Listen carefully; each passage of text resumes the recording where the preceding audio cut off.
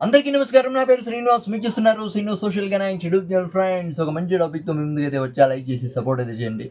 ఇంకా మంచి మంచి వీడియోస్‌తో మీ ముందుకైతే వస్తా. ఇక లేట్ చేయకుండా టాపిక్‌లోకైతే వెళ్ళిపోదాం. పాకిస్తాన్ మాజీ ప్లేయర్ తన్వీర్ అహ్మద్ రోహిత్ శర్మ తర్వాత విరాట్ కోహ్లీ గురించి సెన్సేషనల్ కామెంట్స్ అయితే చేశాడు. మతిపోయి కామెంట్స్ అయితే చేశాడు నిజంగా. అసలు రీసెంట్‌గా విరాట్ కోహ్లీ తర్వాత రోహిత్ శర్మ ఇంపాక్ట్ ప్లేయర్‌గా అయితే ఆడారు. ఎందుకంటే వాళ్ళకి మైనర్ ఇంజరీస్ అయ్యాయి కాబట్టి అందుకే ఇంపాక్ట్ ప్లేయర్‌గా అయితే ఆడాడు. రోహిత్ శర్మ చాలా సార్లు ఇంపాక్ట్ ప్లేయర్‌గా ఆడాడని నాకైతే అనిపిస్తుంది. ఎన్ని మ్యాచ్‌లు ఆడాడో నాకైతే గుర్తులేదు. కానీ ఇప్పటివరకు విరాట్ కోహ్లీ నాకు తెలిసి ఒకే ఒక్క మ్యాచ్ ఇంపాక్ట్ ప్లేయర్‌గా అయితే ఆడాడు. అది లక్నో సూపర్ జెయింట్స్ ఎగెనిస్ట్‌గా. అది పెద్ద తప్పయిపోయింది ఈ పాకిస్తాన్ మాజీ ప్లేయర్ తన్వీర్ అహ్మద్‌కి.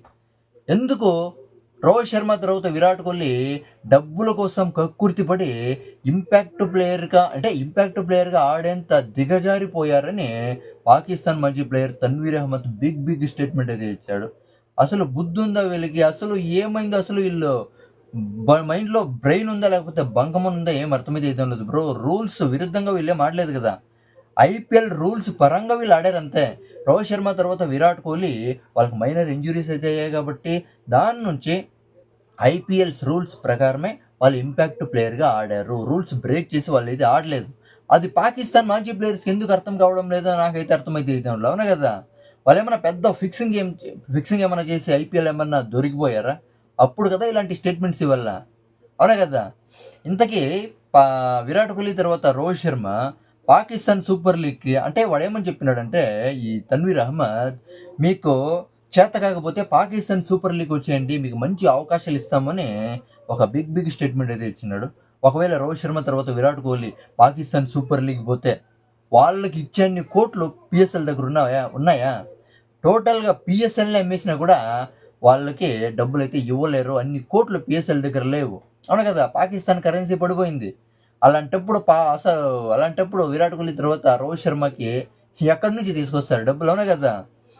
అంటే ఐపీఎల్‌లో ఇప్పుడు కూడా చాలా అంటే చాలా డిమాండ్ అయితే ఉంది. విరాట్ కోహ్లీ తర్వాత రోహిత్ శర్మకి లెక్కలేనంత డిమాండ్ ఉంది.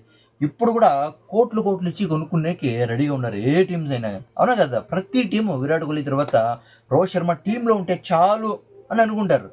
అలాంటి వాళ్ళ గురించి దిగజారిపోయి పెద్ద స్టేట్మెంట్స్ అయితే ఇచ్చినాడు. అసలు వాళ్ళకి బుద్ధి లేదని మనకైతే తెలుసు.